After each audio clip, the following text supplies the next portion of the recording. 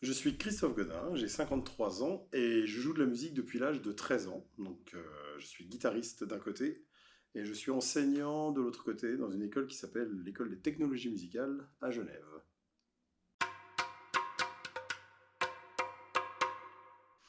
Alors j'ai plusieurs métiers. Il y a un métier qui représente à peu près un tiers de mes activités qui est celui de musicien, qui est malheureusement en ce moment un petit peu en voie de garage.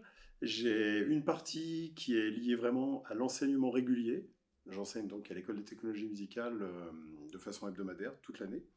Et puis j'ai une activité un petit peu annexe qui est ce qu'on appelle des cliniques et des masterclass, c'est-à-dire que c'est beaucoup plus au coup par coup, soit pour des marques, soit pour des écoles, des magasins de musique, des choses comme ça. Je fais des interventions qui sont à la fois pédagogiques, mais qui peuvent être aussi orientées vers des produits qui me sponsorisent et avec lesquels je travaille depuis plusieurs années. Donc ce sont les trois pattes sur lesquelles j'avance d'un point de vue professionnel.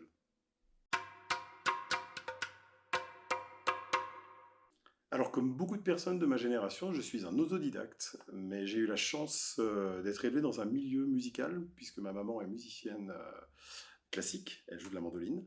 J'ai un grand frère et une grande sœur qui écoutaient énormément de musique et qui ont une énorme influence sur moi et qui ont tous les deux essayé de se mettre à la guitare sans succès. Et donc, moi, j'ai eu la chance d'être en bout de cursus avec ces trois personnes qui ont été un petit peu mes mentors musicaux.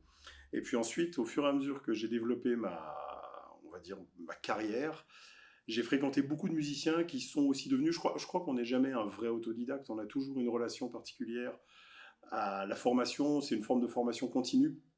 À partir du moment où on garde les oreilles un peu ouvertes, on est obligatoirement intéressé par ce que font les autres musiciens.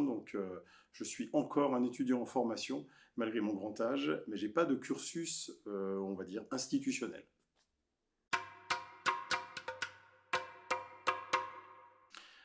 Alors, le musicien professionnel aujourd'hui a une fonction qui est quand même un petit peu différente de celle d'autrefois, parce que souvent les musiciens autrefois étaient drivés de part et d'autre. Il y avait des producteurs, il y avait des agents, il y avait des managers, des tour managers.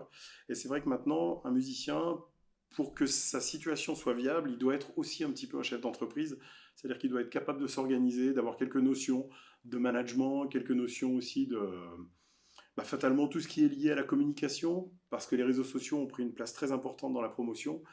Et on n'est plus simplement un musicien, on est obligé d'être aussi son propre manager, son propre agent.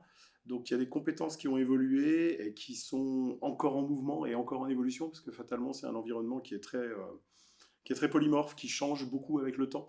Les qualités, elles sont aussi bien celles d'être capable de se présenter, d'être capable de se promouvoir, d'être un bon musicien, d'avoir un vrai projet artistique et aussi d'avoir suffisamment de cordes à son arc justement par rapport à des situations comme celles qu'on est en train de vivre pour avoir des situations de rebond. Donc c'est une question qui est très complexe à répondre parce que c'est une réponse en fait qui est en constante évolution.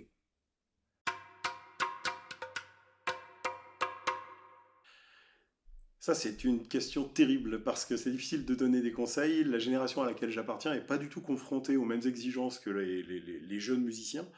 J'ai la chance de faire partie d'une génération qui a finalement évolué avec le monde dans lequel on évolue. Donc on a pu s'adapter petit à petit maintenant à un musicien qui se retrouve soit sur le marché du travail, soit sur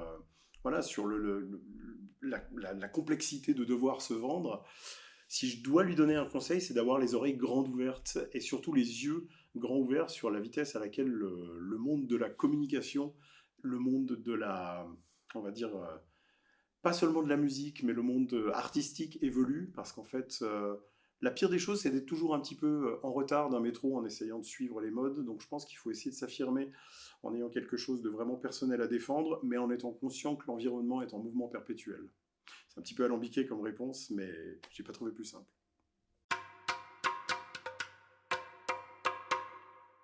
Donc j'imagine que ça doit être une réponse courte. Et je dirais... J'hésite entre plusieurs. Je pense qu'il faut de la persévérance, parce que c'est un métier qui donne peu au premier abord. Et on peut facilement se retrouver soit dans des voies de garage, soit même dans des voies sans issue.